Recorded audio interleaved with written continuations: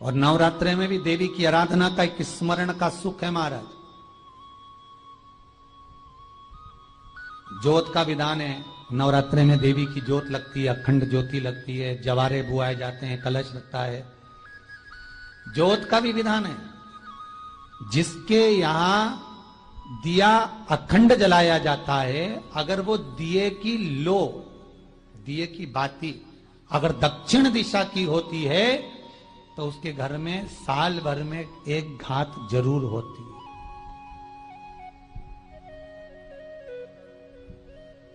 जो दिया अखंड जलता है उसकी बाती का मुख दक्षिण का नहीं होना चाहिए। अगर आपने देवी भागवत का स्मरण कराओ, देवी भागवत को अगर सुना हो, तो देवी भागवत में स्पष्ट किया गया कि पूर्व की ओर मुख करा हुआ दिया, अर्थात पूर्व की ओर ज्योत जो जलाई जाती है वो संपदा की वृद्धि करती है।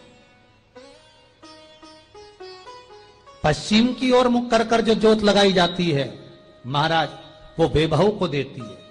और उत्तर की ओर जो मुख कर कर ज्योत जलाई जाती है, उत्तर की ओर जो ज्योत का मुख रहता है वो आयु की वृद्धि करती है, घर में अकाल मौत को रोकती है।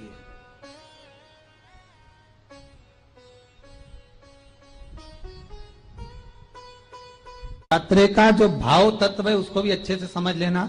दक्षिण की ओर ज्योत ना लगाएं। अगर आपको लगाना है पूरब की लगाएं, पश्चिम की लगाएं या उत्तर की लगाएं। और जितने दिन महारानी जगदम्बा जगतधात्री दुर्गा भवानी, अब की बार माता जी घोड़े पर आई है। हर बार देवी बदल बदल के आती है, इस बार जो नवरात्रे आए वो घोड़े के आए। तो घोड़े पर जो देवी जी आती है वो समृद्धि को देने वाली आती है, लक्ष्मी की वृद्धि करने वाली आती है। जैसी घोड़े की रफ्तार होती है उस रफ्तार से लक्ष्मी घर में आती है। तो ये मत सोचना कि कोरोना महामारी ने हमको नीचे गिरा दिया या कोरोना महामारी ने रोक दिया, कमाई के स्रोत रोक दिए, धन रोक दिया। चिंता मत करना। मेरी मां जगत जननी दुर्गा भवानी अब की बार घोड़े पर आई है। साल भर में इतना धन दे देगी कि आपने पीछे के 4 साल में नहीं कमाया होगा, इतनी मेरी मां भंडार भर देगी। ये घोड़े पर आई है, कोई साधारण नहीं हो सकता। देवी भागवत में स्पष्ट किया गया, जब जगदम्बा मगर पर आती है उसका भाव अलग है, और जगदम्बा जब हाथी पर आती है उसका भाव अलग है, और जगदम्बा जब घोड़े पर आती है तो जगत को समृद्धिवान बना देती है, वैभव में कमी नहीं आती। अभी भले दुनिया के लोग अभी रोते हैं कि पैसा नहीं आ रहा, कोरोना महामारी ने सब तोड़ दिया, रोक दिया, पर चिंता ना करना। मेरी मां अगर घोड़े पर आई है तो उसका सुख आपको जरूर मिलेगा। एक जरा सी मिट्टी की दुकान भी अगर आप खोल कर बैठेंगे तो चांदी और सोना के बराबर कमाएंगे, इतना धन देगी वो मारा। साधारण नहीं है मेरी माता। तात्विक सुख का आनंद देने वाली, लाभ तत्व प्रदान करने। और नवरात्रि में भी अगर आपकी कोई कामना है, आपकी अगर इच्छा है, आपका मन है, तो जगत जननी की आराधना करो।